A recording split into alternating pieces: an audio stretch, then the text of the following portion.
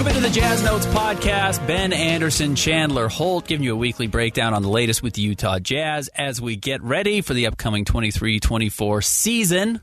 And Chandler, we actually have some exciting news coming up specifically with the in-season tournament. We will talk about that today. Talk about some of the NBA 2K stuff. I know a lot of gamers out there. We'll touch on that briefly. And then we will talk about some of the schedules that we have seen come out, some of the Christmas Day games, etc. But let's start where we left off, I think, last week, which was the FIBA tournament, which continues to build up to the actual World Cup. Coming up later this month, about 10 days from now, we're going to start getting into some of the real games. So far, we've just been doing exhibitions. Yeah, the Jazz players have played excellently, especially in the last week. Markkanen and Finland matched up with Lithuania again. Markkanen dropped 32 points, 11 rebounds, 4 assists, shot over 50% from the field. Sadly, this time, couldn't overcome a second-half deficit, lost by 4 points there at the end. Fontecchio in Italy. Fontecchio led the Italy squad in points with 16. However, they did blow out Puerto Rico, even bigger than USA did, or right. Not bigger, but right there. Kessler, again, just had some cleanup minutes at the end of USA's match. Both matches, actually, this weekend. And then maybe the best performance from any Jazz player in FIBA, Kelly Olynyk in Canada. Canada looked great. They have basically an entire NBA roster on their team. They do. SGA, whole bunch of other big names. But Olynyk had 21, 6 for 11, 4 for 7 from 3. And also, that game went into overtime. And on the final possession, Kelly Olynyk blocked a shot to save the game for Canada. That was against Germany? Yes, it was. That we touched on it a little bit last week. That Canada team's insane. And it's only going to get better. And you've got guys like Wiggins, who, what they call him, Maple LeBron or whatever his nickname was at Kansas. But yeah, as they continue to get better and better, and you have all this young talent now that is coming up, weird to say, but grew up watching Wiggins and now want to be the next Wiggins. Like the talent coming out of Canada is going to be crazy. So Kelly Olynyk playing a big role there is actually a big deal. Again, I think they're my dark horse, maybe to win the World Cup overall, but certainly to place in those top three. Australia and the U.S., obviously the other two favorites there. Spain was the number 1 seed. We saw USA dispatch of Spain. Now, it was a pretty close game through the first 3 quarters, and then when they really flexed their muscle, I thought USA was clearly the better team and was able to go on these long runs, and Spain doesn't really have a guy to go out there and provide an answer. And when they don't have, the Gasols like they used to, Ricky Rubio not playing, he's out for mental health purposes. I'm not sure they have that star. I'm not sure they have those guys this year. So I do think Team USA is going to be the clear favorite, but I'm curious to see what Australia can do when they have a ton of talent, as does Canada, as we touched on. As far as the local players go, Markkanen's going to be the most notable name, but I think Olynyk might be number 2. Jordan Clarkson obviously has to be a star with Philippines, and Fontecchio is going to be a star with Italy. But because Canada has a chance to win, Kelly Olynyk's going to get a weird share of, I think, the talk from Jazz fans on what he's done in FIBA. And Kelly's a really good player. I just think we forget how good Kelly actually is. He's taken a back seat to what the Jazz did.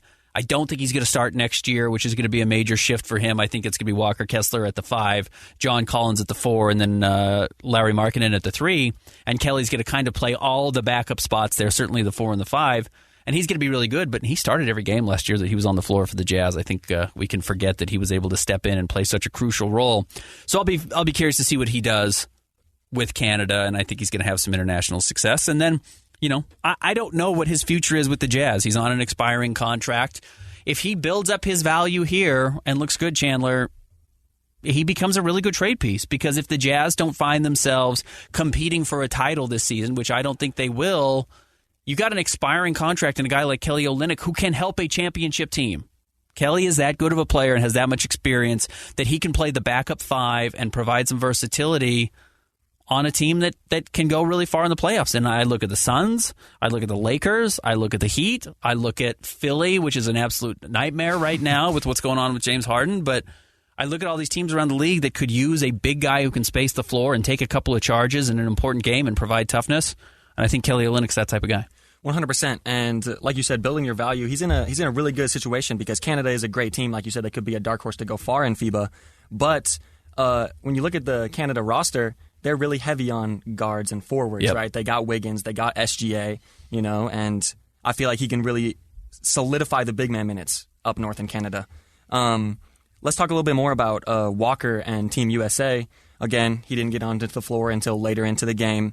And didn't play at all against Spain. Yep. So if it's not a blowout, it doesn't look like Walker's going to play. I was about to say, and last time on the first episode, you asked if he would possibly play more because just matchup-wise, right? Like, there's bigger guys on the floor in the second 2 games than there was in the first game against Puerto Rico, but that wasn't the case. Yep.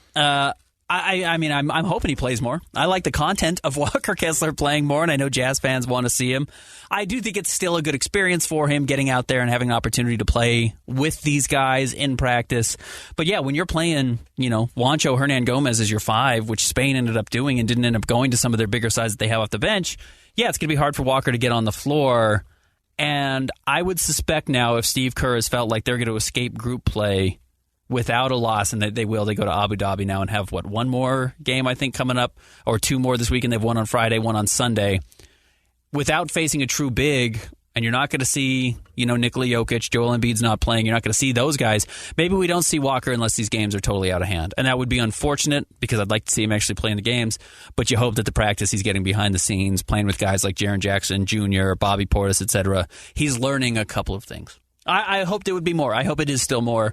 But if you're not seeing him at this point, I'm not sure when we will. Definitely. We are 10 days away from the start of the actual FIBA tournament, something to look forward to.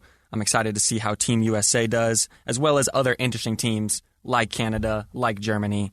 It's always fun to see NBA players sort of show what they got on a different stage. Yeah, and it's funny when Simone Fontecchio, who is going to be battling for any minutes at all on the team next year, is the star player in Italy. It's just a totally different role, and can he adjust to that? But yeah, 5 total Jazz players playing in FIBA, so plenty to look forward to coming up before the end of the month. Definitely. Let's transition here. In less than an hour, the NBA will be releasing the schedules and the dates for the in-season tournament, which is a new addition on deck this year. You talked about this recently. The Jazz sort of have a tough little group there to play against. 2 of the top 4 teams in the West record-wise, and then also the Lakers in that group who ended up making it to the Western Conference Finals. How are you feeling about the in-season tournament? If you're not familiar with the in-season tournament, I know it sounds radical, and I think a lot of NBA fans have been a little turned off, specifically if you're not all that invested in it or you haven't read into what it's going to look like. I actually don't think it's going to be as invasive as a lot of fans think. I think it's just going to increase the value of some of the normal regular season games, which in November and early December probably don't matter all that much. And I would actually bet they wrap up these what they're calling cup games, which is group play, even before December, because the Final Four happens in Vegas from the 7th to the 9th, and you're going to have to make adjustments and make sure buildings are available, because while the Final Four is going on, the NBA is going to be scheduling other regular season games for teams. I think it's going to be really interesting to see how they build this out. And we should get the rest of the Jazz schedule in the coming days, either tomorrow or Thursday, I suspect. But looking at these games, the Jazz are going to have to play the Suns, the Lakers, the Trailblazers, and the Grizzlies in group play.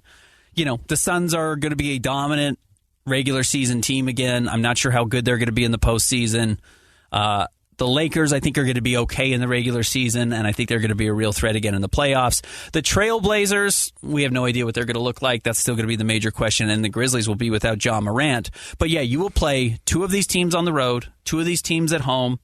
The team of that group with the best record advances to this next group of play, which will feature 8 teams. So there's 6 different groups in cup play spread out across the 30 NBA teams. The 6 winners of each group advance, and then they'll add 2 wild cards. They will play, and I think it's at the home arenas, and then the teams that win those advance to this Final Four that will be played in Las Vegas. And in fact, it only adds 1 game to the regular season schedule in the NBA. The teams that make the finals will play an 83rd regular season game. The winning team gets $500,000 a player. I think the losing team, it's like $250,000, which is a lot. That's a big deal. So the players will be motivated, and it's just a little more intrigue early in the season while football's still dominating. And I think TNT is going to make a big deal out of it. ESPN's obviously going to make a very big deal out of it. That's why they're announcing it on ESPN today. And I think you're going to see nationally televised Jazz games against the Suns and the Lakers, if not the Grizzlies and the Trailblazers, which Jazz fans want to see. I mean, Jazz fans felt cheated a little bit last year that they weren't on national TV until the last game of the season against the Lakers, which wasn't announced until the Friday, and then the Jazz played on Sunday. I think Jazz fans will be happy to see these games. And look, the Jazz beat the Suns here last season. I remember Larry Markkinen having one of his premier early breakout games, hitting a crazy turnaround shot against Devin Booker late in the game. The Jazz can win these games, but I do think there will be some extra juice, and we'll see how well these teams play on the road when they feel like it's a cup game. And a chance to win an extra $500,000 is going to motivate a lot of people, even the Kevin Durant's and the Devin Bookers and the Lowry Markkanens of the world. That's still a lot of money. Absolutely, and I think what a lot of NBA fans don't really realize is, like you said, it's only adding one game to the season. The NBA did a great job of sort of implementing it into the schedule, and even though you have some tough games, like you said, I think that the Jazz can pull out a win anywhere. I'm excited to see NBA competition in a single-game elimination format. I'm personally really excited for the in-season tournament. And basketball is designed for tournament play. It's why we like March Madness. It's why we like the conference tournaments. It's why we do like the NBA playoffs. It is a sport that is designed well for this type of play, and I think fans will respond. I think the players will respond. It's why we like FIBA. It really is a good design and an easy sport to play in these scenarios where it doesn't really make sense that well for football and it's harder to do physically. Basketball is really going to work well here. So I'm excited to see when these dates actually start, and then I will be curious to see the response from fans. I think it's going to start negative. I think it's going to end up really positive, and then I think by the time they've got this Final Four in Vegas and you see how many fans actually go to it and how the players respond, that's what's really going to sell it and push it over the edge. And I think Adam Silver is going to look like a smart commissioner for installing this, because it is a pretty radical idea, even if in all practicality it doesn't add that much to the game. Honestly, it sort of reminds me of when the NBA added the play-in tournament a few years ago. Right. Do you think that maybe there will be a similar response, like you saw LeBron James say that he doesn't like the in-season tournament? Do you think there'll be maybe a split between how the players and the fans think about the in-season tournament? Yeah, and no one likes the tournament until they win it. LeBron didn't like the play-in tournament, and then they needed it last year, and they go to the conference final. So he loves the play-in tournament now. At least he's going to like those play-in games. So when it benefits you, it's going to be great. And yeah, it's an extra trip, and it's Las Vegas. You know what? They're going to party in Las Vegas. They're going to have fun in Las Vegas playing with the other four teams that are down there. And then, yeah, that $500,000, and, I'm sure some guys will use it as an opportunity to donate that money. But if you are Simone Fontecchio or, Bryce Sensabaugh, who's a 28th pick in the draft, who's guaranteed $1.3 million or something like that this year, you're a two-way player. You make $500,000 for winning one game. That's life-changing money. That's your mom's house. That's what I mean. That's all your siblings' education. So it will be fun, and I think it will be motivating. And it is a good chance to get these younger players some money that they wouldn't have access to otherwise. Definitely. Something to look forward to. I'm excited to see the schedule come out in about 30 minutes now. Let's talk about another little interesting thing. NBA 2K is going to be coming out in about a month. You a 2K guy? Honestly, I am. I played it a good amount growing up. Always loved basketball, and as a younger generation, played a lot of video games, a lot of 2K as well. Sure. But a lot of Jazz players had their ratings released. And now, let's take a pause for a second. Some people use their rating as motivation, right? They want to improve on it. Other people couldn't care less. Right. Like, it does not matter to them at all. They just want to go out there and hoop. But I still think it provides for some fun banter amongst fans. Let's start out with Lauri Markkanen. He is an 86 overall. He started last year as a 78. For comparison, Jamal Murray is an 88. De'Aaron Fox is an 88. Karl Anthony Towns, same rating, 86. Huh. That's low for Cat. I agree. Actually, it's low for Lowry, too. Yes. No, I actually agree as well. I think that Jamal Murray and De'Aaron Fox should be in the 90 overall club. And I think that Lauri Markkanen should move up to about an 88, 87 as well. Okay. Who's the highest ranked player? Do you know? Nikola Jokic, 98 overall. Yeah, he's basically a perfect NBA player. And then everyone else under there's Giannis, LeBron, Curry, etc. at 96. Kessler, 83 overall. For comparison, he started last year as a 71 before his first game in the NBA. So huge jump for Kessler. I mean, he proved it. What was he, second in the Rookie of the Year race? Yep. Had a great year. I think third. Third? Oh, behind Jalen Williams? Jalen Williams, yeah. Gotcha. Okay. Jordan Clarkson, 82 overall, 1 overall below Kessler. I think some people might disagree with that. I don't mind it. I had this conversation last year, and I was wrong because at the beginning of the season, I remember thinking, I think Mike Conley's the Jazz best player. And I think early in the year, he might have been the most irreplaceable player because he ran the show. And look, the Jazz fell apart after they traded Mike Conley. Now, some of that was because they were resting everybody, and Lowry wasn't playing, and Jordan wasn't playing. But I did think he was the most indispensable player early in the year, and Mike Conley's still a great player. But Lowry proved to be a much better player and was an all-star starter and absolutely deserved it. Probably should have been All-NBA. Absolutely. I don't know who the Jazz second best player is. If we want to go off these ratings, they have Kessler at number 2. I guess we haven't seen where they have Colin Sexton. They could have some weird rating for him, but I don't think they would have him higher than Kessler at 83.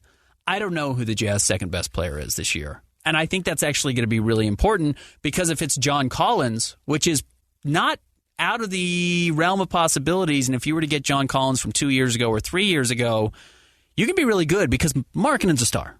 And if you have another guy who's close to that or better than Jordan Clarkson and better than Walker Kessler, that's a pretty legit core of 4 players. And I do think Colin Sexton's going to be better, assuming that he's on the roster next season.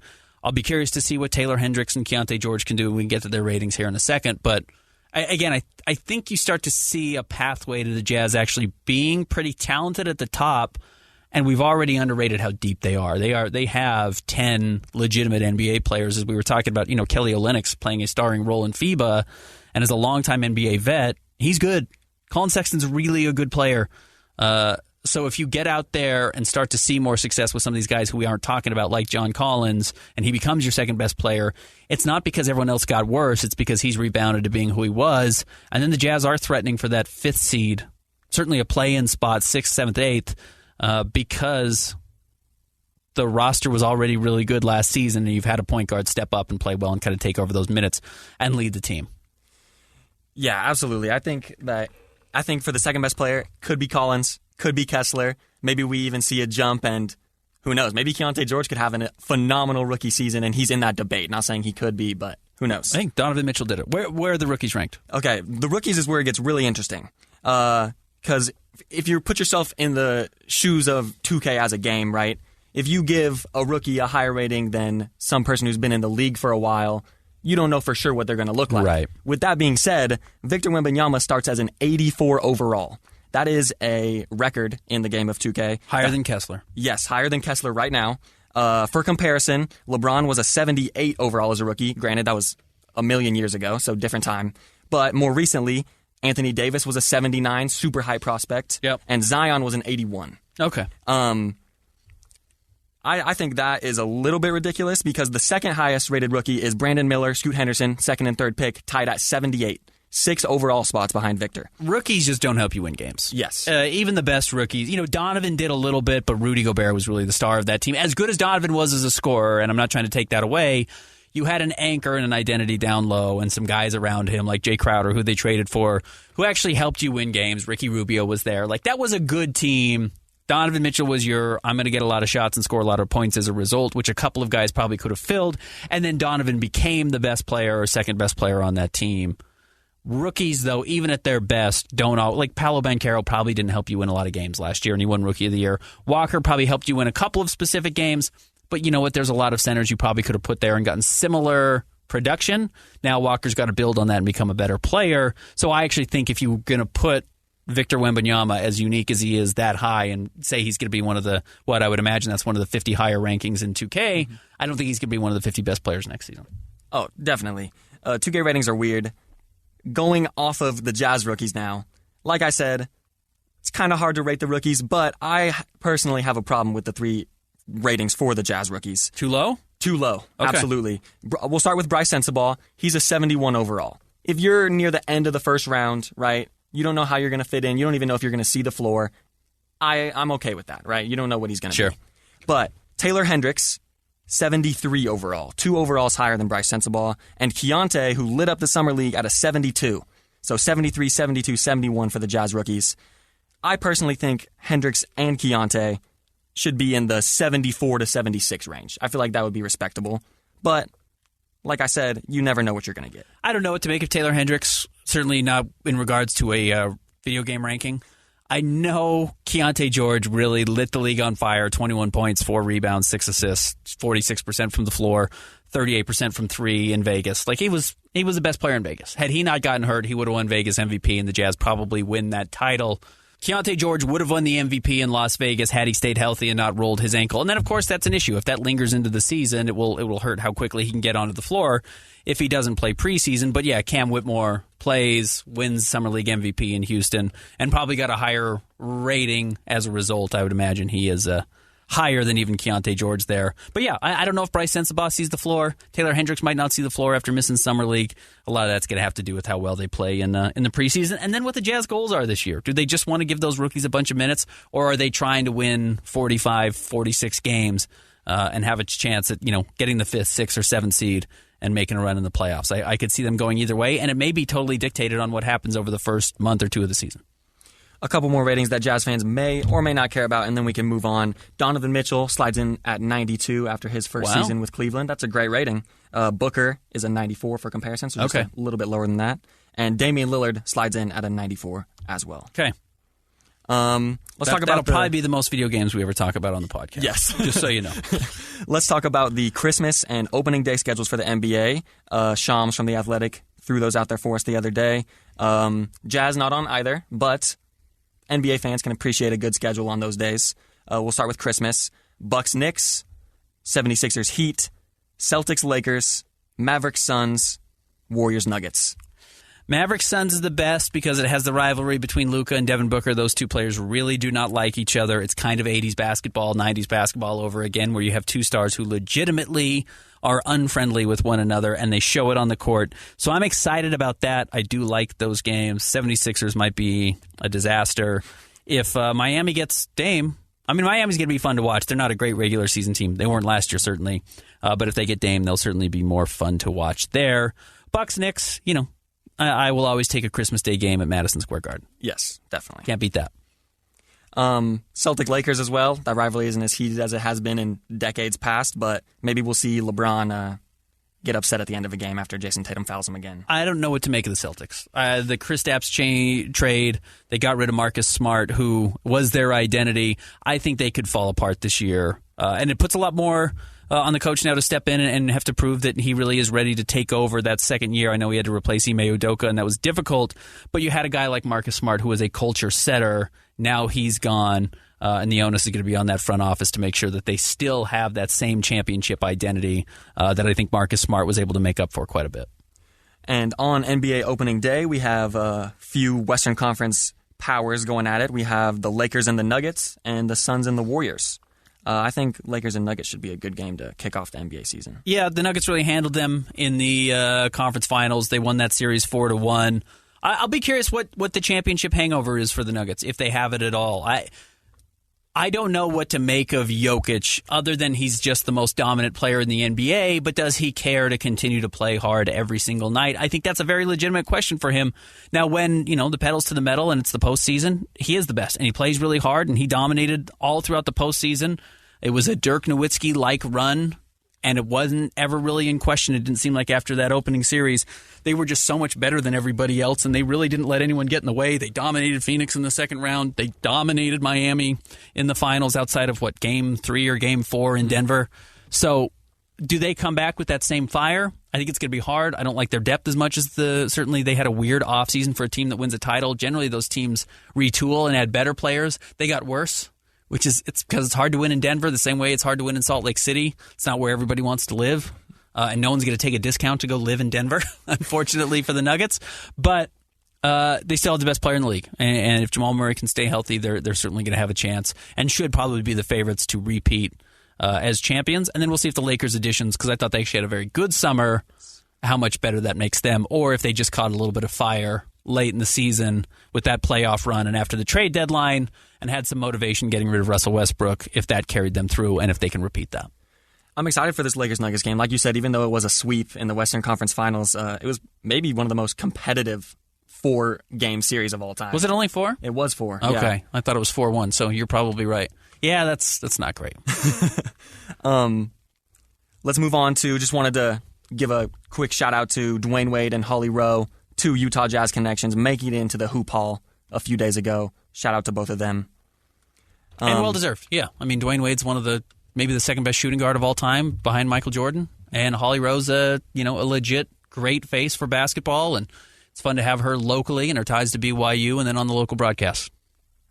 Absolutely. Anything else before the mailbag? No, let's get to the mailbag. Happy to address it. Awesome. So first up, a question from Jared Crookston. Every year we hear about players needing to improve their defense, followed with, he's got the tools, this should be doable. But it's pretty obvious improving defense is harder than folks say it is. Who is a recent Jazz player who made a big single-year stride on defense? I don't know if there are recent-year Jazz players. That's the problem. The whole roster has been turned over outside of Jordan Clarkson in recent years. So much of it has to do with role.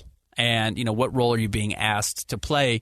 And I actually think Quinn Snyder's default of just saying, we'll funnel everything to Rudy Gobert probably let too many guys off the hook defensively, so they didn't really get an opportunity to get better. And in fact, it probably made some guys worse than they were. Now, Lauri Markkanen is a much better defensive player than his reputation would imply. Now, he was not good in Chicago. I think he was a little bit better in Cleveland and then was significantly better this year. He was one of the top rim protectors in the NBA as far as opponent field goal percentage at the rim when he was the primary defender. I still think a lot of that has to do with playing next to the guy who was actually better than he was, and that's Walker Kessler. When you have a dominant rim protector, your numbers are going to look good. And that was the result. But he's more athletic than he's ever been. He's thinner than he's ever been. I think he grew into his body finally, which I think is a big jump for guys. I think a lot of it has to do with physicality and maturing into your body finally. And maybe even Donovan Mitchell hasn't gotten to that point in Cleveland where once he does, maybe he becomes a better defender. Devin Booker certainly became a better defender. He got in better shape and started focusing more on that end of the floor. So unfortunately, I think a lot of it has to do with role and body that kind of will match your effort more so than just necessarily like, hey, I learned a trick. Like, they all know the tools. They all know what they have to do to defend guys. It's more about buying in and then having the physical tools and the scheme to match it. And I'll be curious how the Jazz evolve defensively because they were bad defensively last year. They were so good offensively, still a top 10 team, largely because Lowry was so good on that side of the floor. Can they figure out a way to balance that with some defense? We'll see if John Collins helps there. He's actually a very good rim protector, too. Can Taylor Hendricks, also another good rim protector, can he add up? And then do they have the perimeter guys? I think that's going to be the big question. Definitely, and you don't have to be a great rim protector to be a great defender. You don't have to be Rudy Gobert, Walker Kessler. You could be like Kelly Olynyk, have good defensive IQ, take some charges, just have the effort. It's not all about the tools, it's what you do with them. Being in the right place at the right time is 90% of the battle, I think. Exactly. Being long certainly helps. All right, question from Utah Jazz fan. What do you think the Jazz will do at the point guard and shooting guard spots? Jordan Clarkson has one of those locked up. I'm not sure which one. Probably the 2 guard, which is where he was last year. That would be my guess. I think I've been not the only person, but I know it's kind of counter to the popular narrative. I really think Chris Dunn's going to be the Jazz starting point guard. I think that's going to be my hottest take going into the season. And if they want to start Keontae George or they want to start Colin Sexton, I would totally understand that. Keontae George is that's a shot over the bow of a guy like Colin Sexton saying, hey, we're kind of undercutting you and starting this rookie because we think he's so promising and can be better than you are. That's gutsy when you have another guy who's making $18 and $19 million a season. But I think it's going to be Chris Dunn because I think he checks a lot of boxes. He's a former lottery pick, so you can't go to Colin Sexton or anyone else and say, hey, he doesn't have the talent. He does have the talent. Second of all, he's put in the work because he's been across the NBA. He played in Minnesota. He played in Chicago. He played in Portland. He played in Atlanta. He's gone through the injuries. He's gotten himself back on the floor. He's got the veteran aspect that none of the other players in the Jazz backcourt has. So he's got the talent from the lottery potential. He's got the experience from when he got drafted, which was, 7 years ago now. And then better yet, he's the best defensive player the Jazz have on the perimeter. And if you want to start saying, hey, our identity is going to be that we're going to play hard on both sides of the floor, he's the Jazz best isolation perimeter defensive player. Will Hardy talked about it the day after he signed. He got into practice, and Will Hardy said, yeah, he can lock up. Like, he really is one of the few guys in the NBA who can lock up another player. And he showed that over the last, 22 games of the season that he was with the team last year. I know the minutes are going to be thin. I know if he plays, that means somebody else probably isn't, and that might be Keontae George, which would make some Jazz fans upset, and I understand that. But I do think he's the best running the offense. He's the most talented player overall on both ends of the floor. And he's got the veteran leadership that this team needs that they really liked from Mike Conley last season. He actually brings a lot of that. And I think he's a good locker room guy. So I think it's going to be Chris Dunn. I can easily make the case for him. I also understand why the odds would be stacked against him when you have Colin Sexton and you have Keontae George or you have Jordan Clarkson and you have all these guys who could step in and fill that role. Something I really like about the Jazz's guard rotation is Keontae, Sexton, and Dunn. Sexton and Dunn are two pesky energy defenders that will pick you up 94 feet if they have to. And I think that that's something that could maybe translate to Keontae's game eventually, and that would be big for him. Because he's a terrible defensive player.